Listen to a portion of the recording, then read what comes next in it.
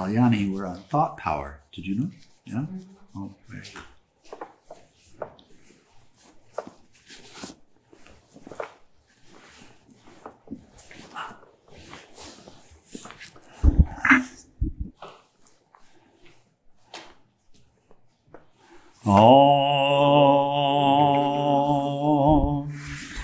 Om Sahanā-Vavatu Bhunaktu Vīryam Karavā-vahai Tejas Vinā Vadhīta Mastu Vidvishā-Vahai.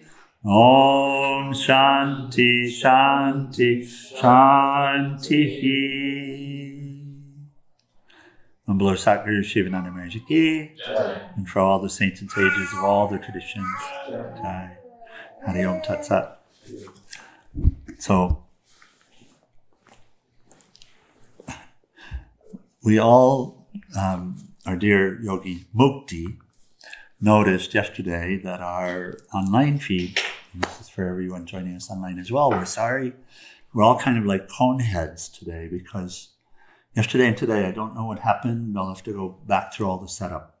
So, but the video is squeezed like this. So everybody's lost quite a bit of weight as well. We're all much thinner for our online subject. So sorry for that. There's always something.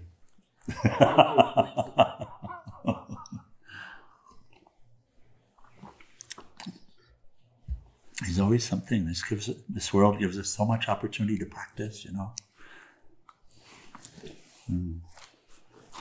So the question is, what do we practice? And so we continue on this. And the first 4 chapters have been about the philosophy and the nature of thought power, and to help us to see, understand the power of our thoughts, both all types of thoughts. And now the rest of the book is really focused on cultivation of how to create, how to craft beneficial thought power. So chapter 5 is the development of thought power. And he starts with this: acquisition of thought power by moral purity. One of, if not the absolute hardest thing for society in this time. And so, in fact, sitting here talking about this, our minds, and so many will say, but. No. The acquisition of thought power by moral purity. One who speaks the truth and has moral purity has always powerful thoughts. One who has controlled anger by long practice, and it takes long practice to control anger. One who has controlled anger by long practice has tremendous thought power. So you just stick with it and recognize that we have to stay with it. But coming through the process, we begin to get glimpses, yes? Yeah. And we can't convince ourselves that it's done. Yeah. We can't allow ourselves to be convinced by the ego notion that it's done, that we're there, that now anything that's left is actually someone else's problem. It's not mine any longer. Oh, my part is done.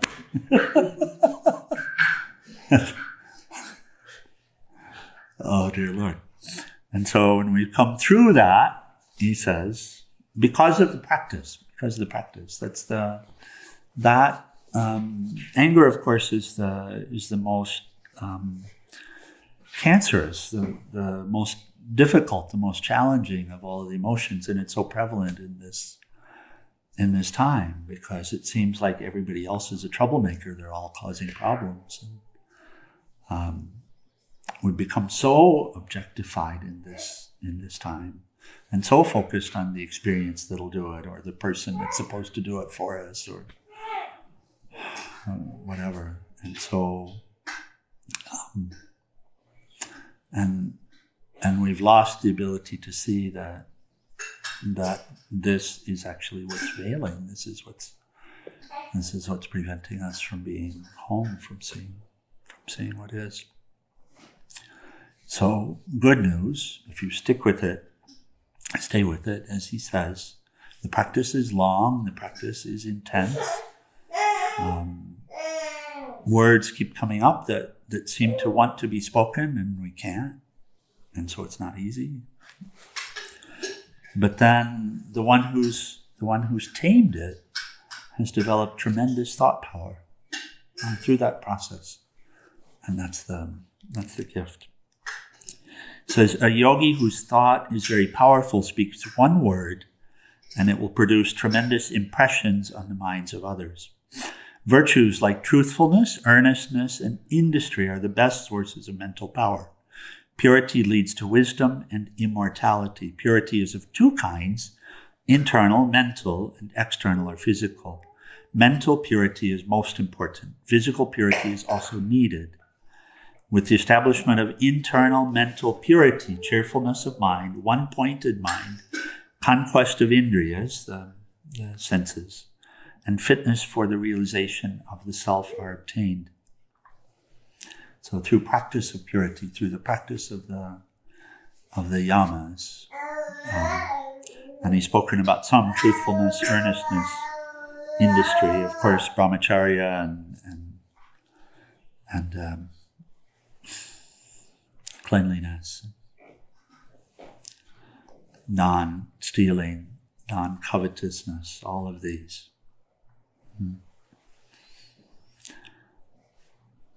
And it's such a great practice in this time.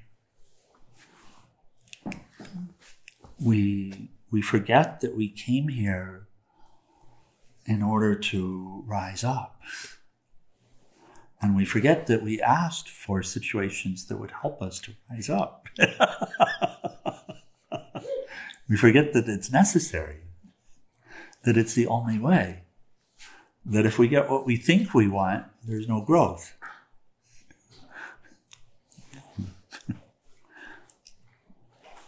So this is a great time for practice, this Kali Yuga. If we walk around saying it's a terrible time, the sky is falling, everybody's going after each other, and I just want to withdraw, then we miss our chance. It sounds like culture at large. There's a pretty deep suggestion here in the world to really just to be angry, actually. And it trickles down through all of our collective efforts and expressions. This is when you actually started this chapter, as what I heard, is it's definitely the hardest thing to start with here in the world. If you have no practice, where do you attach to? What is pure? How do we not do something good with our anger or without our anger?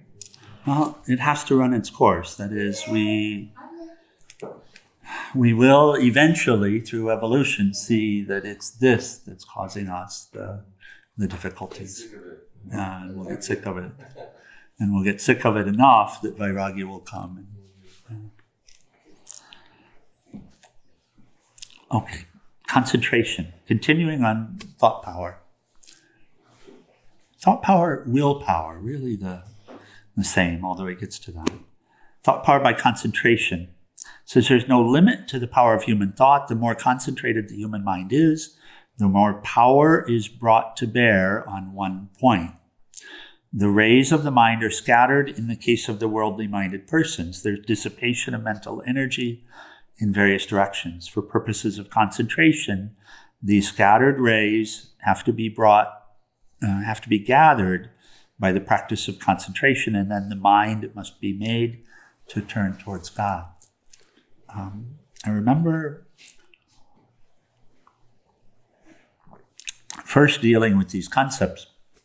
The example is given of a magnifying glass, and I think we've all discussed this at this point. But for anyone who's not, or the reminder is helpful, and for those joining us online. Now here in Arizona, I saw it's a little cooler the next couple of days, 80s, but we're about at the point where the sun is so intense. But still, just by the power of the sun, because the rays are diffuse, things get hot, but nothing burns. However, if you take that magnifying glass and you put it in the sun and you point it at an object, it will superheat and flash and burn, right? And it's just the power of concentration. And so the power of thought. Most of us are familiar with diffuse thought because our lives are very diffuse. They've become very diffuse. We're involved in a lot of activities, and really we get it backwards. We think it's the activities that are driving our mind to be a certain way, but it's the mind, the state of the mind, that's driving the activities to be a certain way. But what we experience is that there's so much to do that our mind, our thought power is divided up between so many different activities, right? So many different people and so many different activities. So even though the power of thought is there, we don't recognize it. We don't see it. And of course, the life experience that we have is all mixed up because our mind is all mixed up. Now, this is the teaching, and we can take it either way. We can say, well, it's just the way it is, and it will remain very mixed up.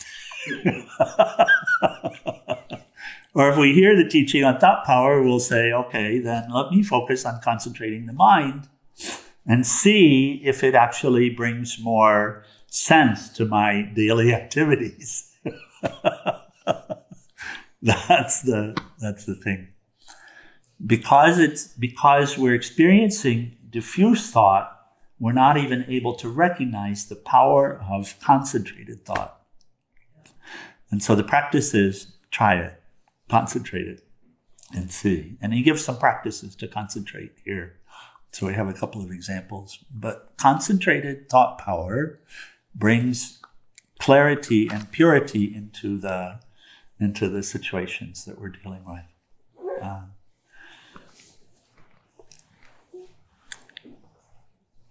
It says the rays of the mind are scattered in the case of the worldly-minded persons. There's dissipation of mental energy in various directions. For purposes of concentration, these scattered rays have to be brought, and we had just discussed.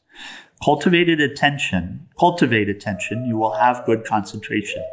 So what he's talking about is really just cultivate attention. So, you're with Tao. Tao's moving around, but your attention can stay with Tao. He helps you with this, actually. Because of the fact that he could do just about anything. You have the ability to cultivate. A serene mind is fit for concentration. Keep the mind serene. Be cheerful always. Then alone can you concentrate. Be regular in your concentration. Sit in the same place at the same time, 4 a.m. 4 a.m. Celibacy, I say it again, 4 a.m. That's what he says, 4 a.m. Celibacy, pranayama. Celibacy, pranayama. Reduction of wants and activities, dispassion, silence, seclusion, discipline of the senses, japa, control of anger, giving up reading novels, newspapers, and visiting cinemas are all aids to concentration. So here he's getting specific now, and I'll read one more time. Celibacy, pranayama, reduction of wants and activities, dispassion, silence, seclusion, discipline of the senses, japa. We were talking a lot about discipline of the senses in Vadhīta. A lot. Almost everyone's heard the French bakery story. Yeah. So I think even you, yes? Right. Oh, Timothy, maybe not. It's just a story to help us to see how seemingly innocent jaunts into sensual activities will create many, many births of worth of karma. And so we use the example of the French bakery that's coming together on the route when you're walking to work, and what happens when you sow that action, and how that expands in order to take us over. So withdrawing the senses means really not putting the life force into the senses, seeking something in the sense objects. So withdrawing from that, not looking for something in the senses, not being interested in what's seen or what's heard, etc. Finally. Or being intensely in love with what's beyond what's being seen, right? Cultivating attention. Yeah. Home. Too much mixing with worldly persons, too much walking, too much sexual indulgence, are all obstacles to concentration. These all make the mind more diffuse, more scattered. Does that make sense? Thought power by organized thinking. He says, destroy random thinking.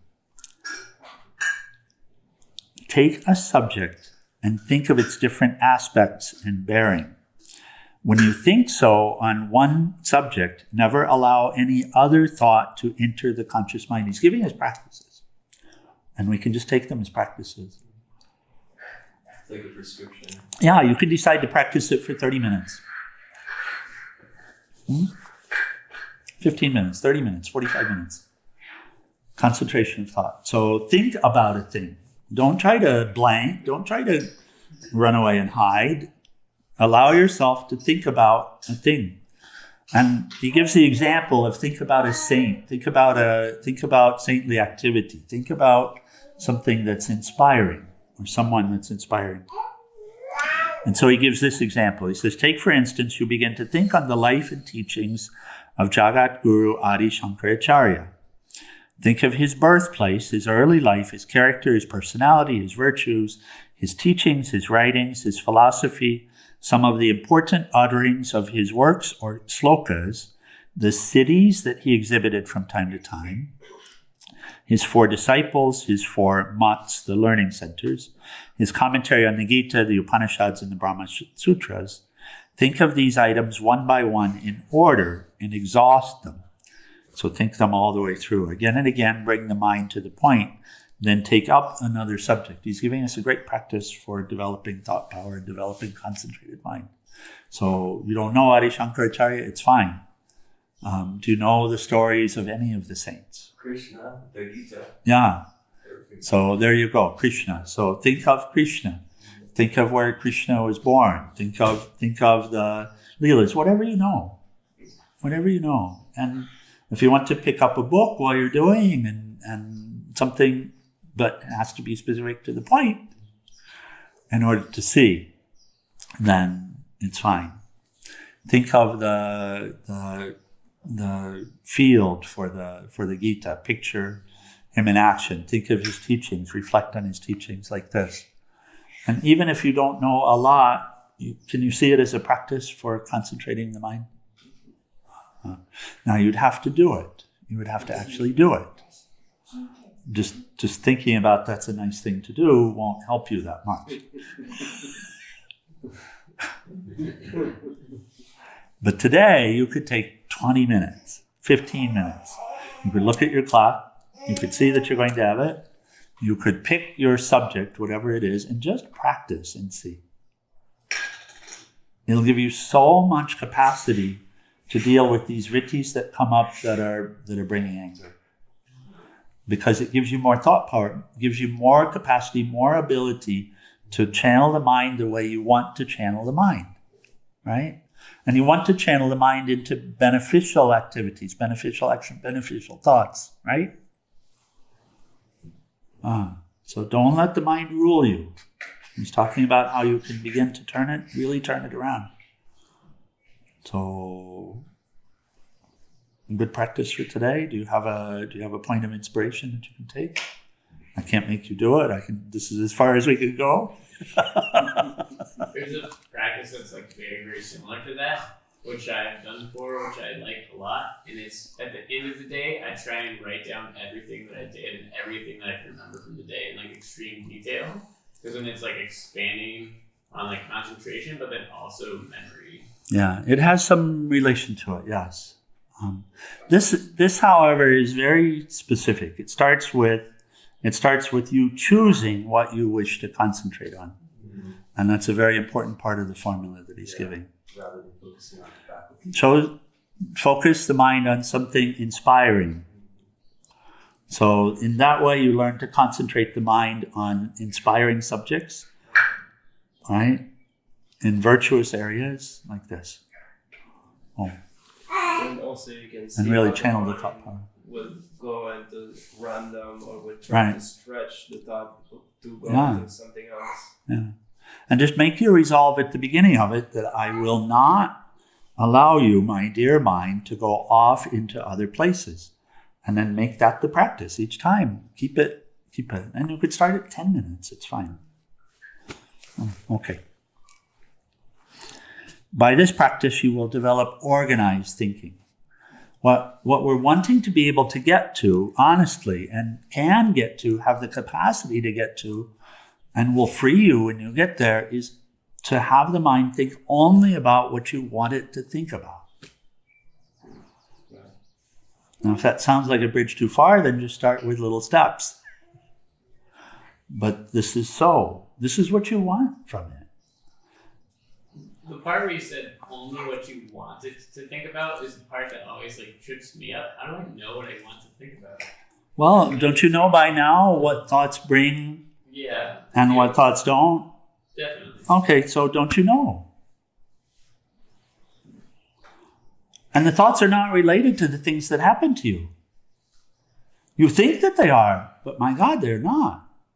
You can have any thoughts related to what happens to you. Right, it's a tornado. This is your choice.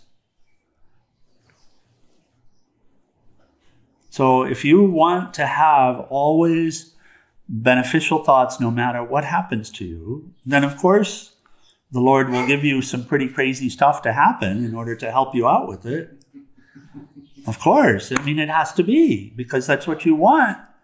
And the Lord will give you whatever you want. Your concept that he or she will give it the way you want it, that's an error. But whatever you want to develop, if you ask for it, you'll get the support for it. And the support will come in this way. And apparently we have all asked for the capacity to overcome anger in this time.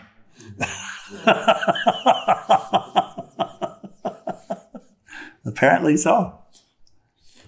But really that's the point. You can choose to think whatever you wish to think in the circumstance. If you choose to remain a well-wisher, seeing through whoever is yelling at you, seeing into the heart of gold, and seeing that golden thread that's interconnecting all, and seeing God right there, and to wish them well, and to wish them peace, and to really bring it with power, so that it really plants a seed within them that's beneficial. If you wish that, you can do that. So that's what we mean when we say you can think, you can have the mind to think whatever you wish for it to think. But it will take the cultivation of thought power. And the principle has been at work. This is why we've ended up in a very diffuse state. Okay, just a little more. Thought power by willpower. Okay, Hari, we're going to do it again. Let's see what is willpower. If you can put your hand on your leg. And then just lift up the hand and bring it in front of your face and look at it. You can turn it over and then you can place it down. Okay. That's actually a demonstration of willpower and thought power, just to help connect. We started using this during the Gita teaching. And because Lord Krishna is talking about who the doer is, and trying to help us to see that we, the individual self, is not a doer. And if you do this, you see that actually everything involved in doing here is universal.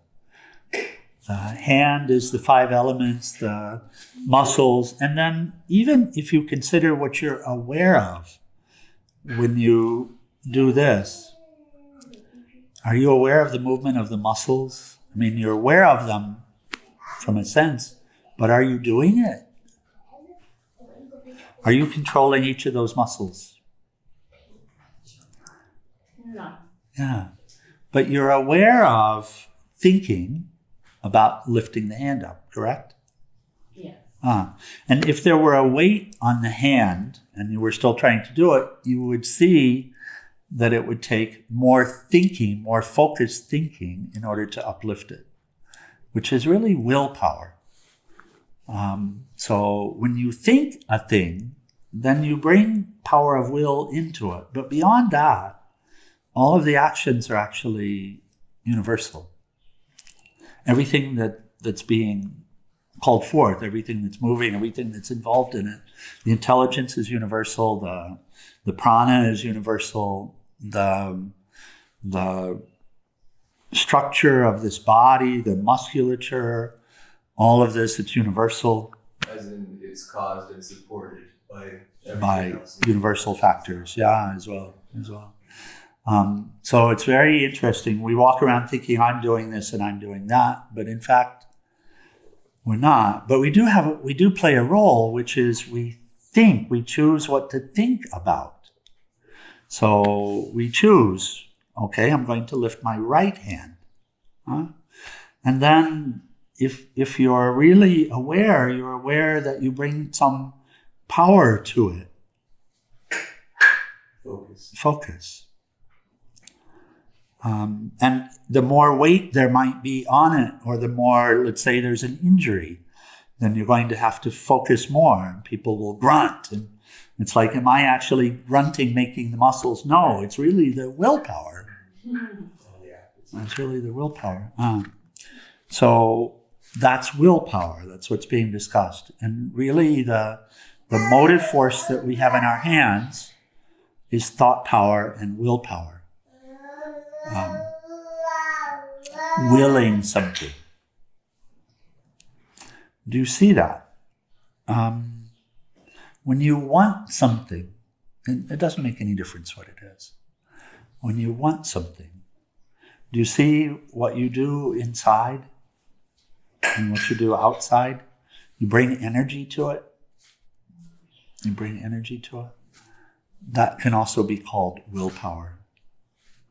Bringing it, focusing it in a particular avenue. You start thinking about it more and more, correct? And you really prioritize it, you make it important. Yes? So thought power, and then you exert for it. Willpower. And these are the two motive forces. So he says now also developing thought power. And thought will move mountains. Literally, it created them.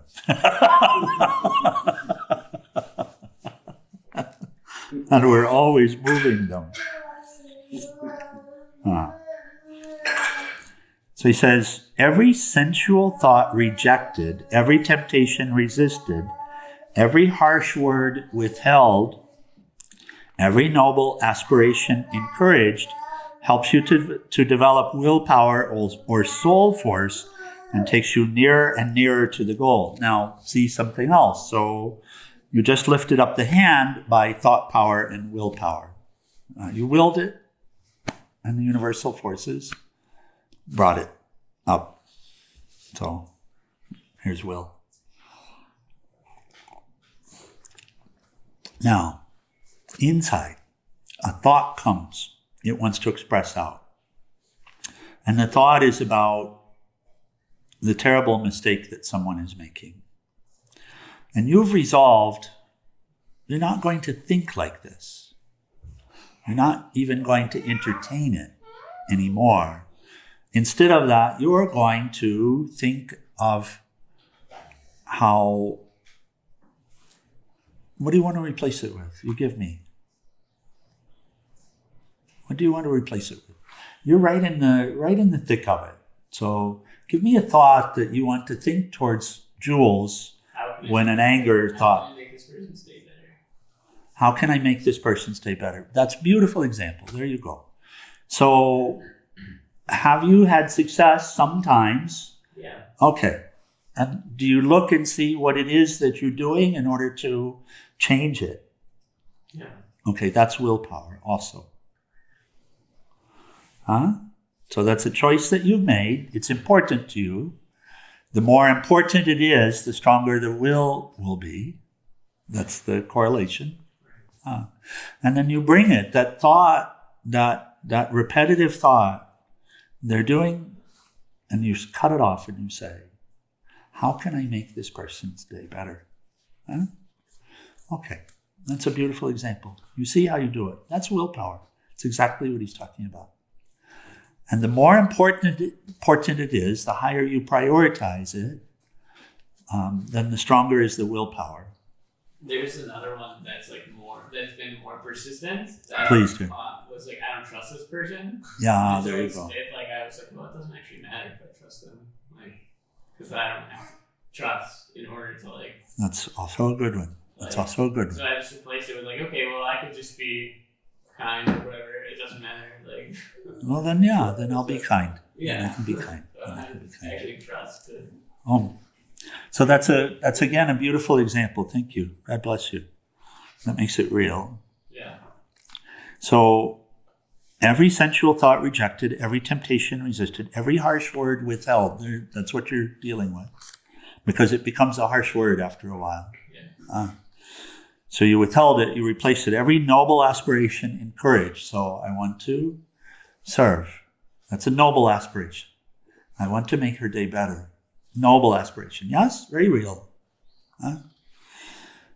Helps you to develop willpower or soul force and takes you nearer and nearer to the goal.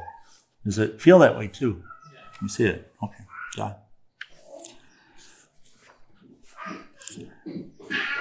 And then he gives us another practice. He says, with strong feeling, repeat mentally, my will is powerful, pure, and irresistible. Om, Om, Om. I can do everything through my will. Om, Om, Om. I have an invincible will. So if you pay attention, we'll close this morning with the practice. He's giving guidance, and we'll let you listen a couple of times, and then you can repeat it mentally inside. And take a couple of minutes to do. Okay? So he's giving us this quote. My will is powerful, pure, and irresistible. Om, Om, Om. I can do everything through my will. Om, Om, Om. I have an invincible will. Om, Om, Om. I'll do one more time, and then just whatever we can from it. My will is powerful, pure, and irresistible. Om, Om, Om. I can do everything through my will. Om, Om, Om. I have an invincible will. Om, Om, Om. So we can close the eyes and just take a couple of minutes with that.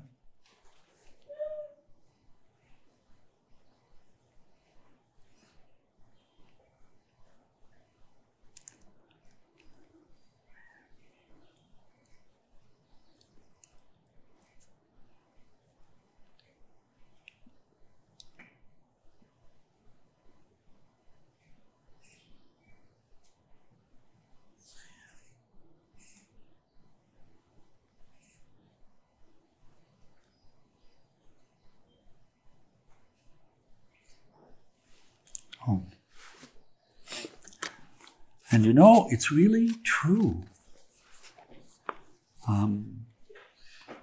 This same willpower that lifts the hand transforms the life. The same thought power that's utilized in changing one thought transforms the entire inner world and outer world with it. It's true.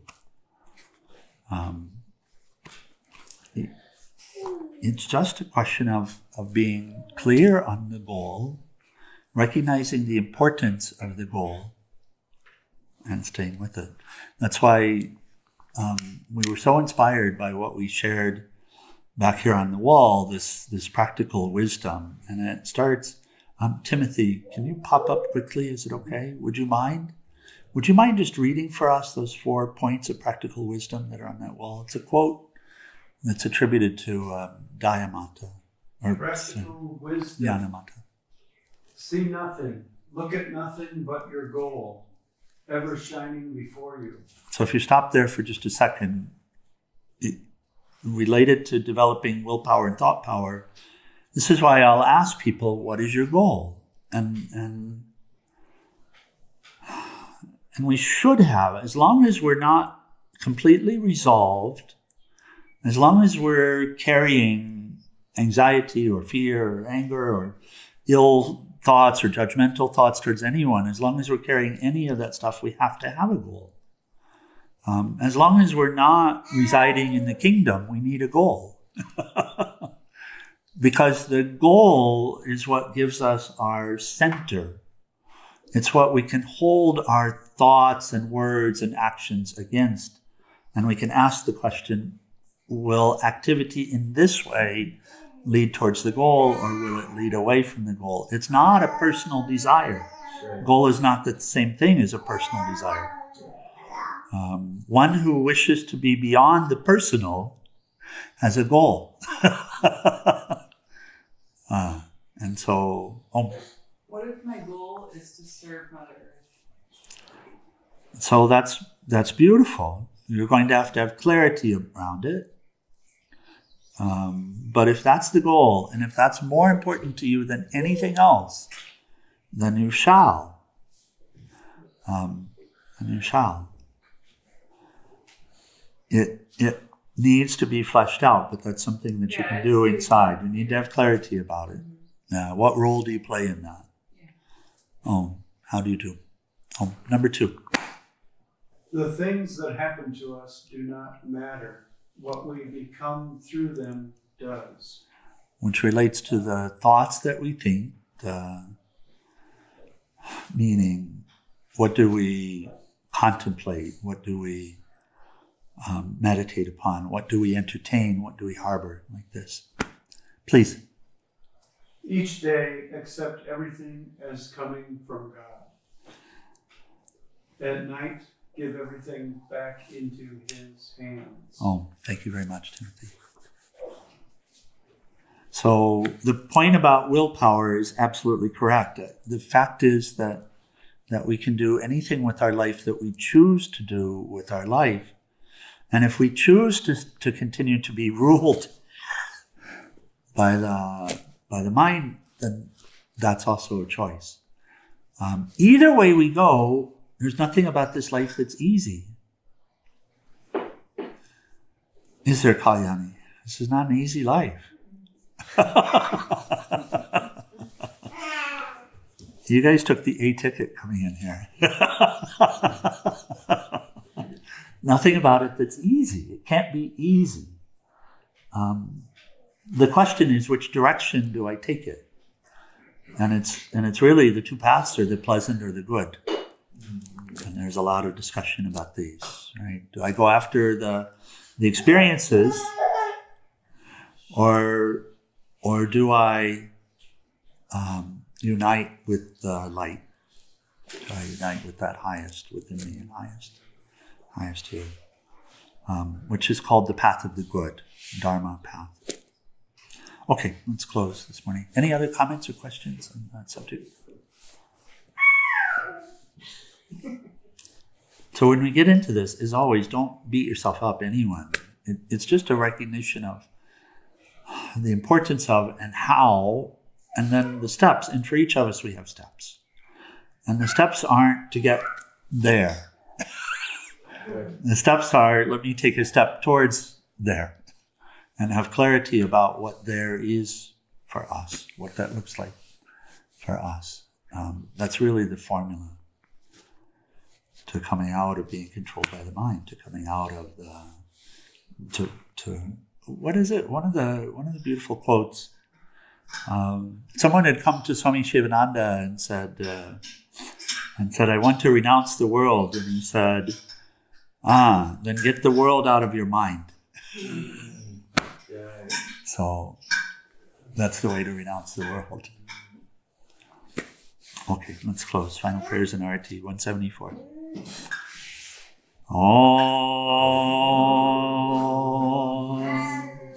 Om Trayambakam Yajamahe Sugandhim Pushti Vardhanam Morvai Rukameva Bandhanan Mritor Mokshiyamam Mritat Om Trayambakam Yajamahe Sugandhim Pushti Vardhanam Morvai Rukameva Bandhanan Mritor Mokshiyamam Mritat Om Trayambakam Yajamahe Sugandhim Pushti Vardhanam Morvai Rukameva Bandhanan Mritor Mokshiyamam Mritat Om Sarvesham Swastir Bhavatu Sarvesham Shantir Bhavatu Sarvesham Purnam Bhavatu Sarvesham Mangalam Bhavatu Sarve Bhavantu Sukhinaha Sarve Shantu Niramaya Sarve Bhadrani Pashyantu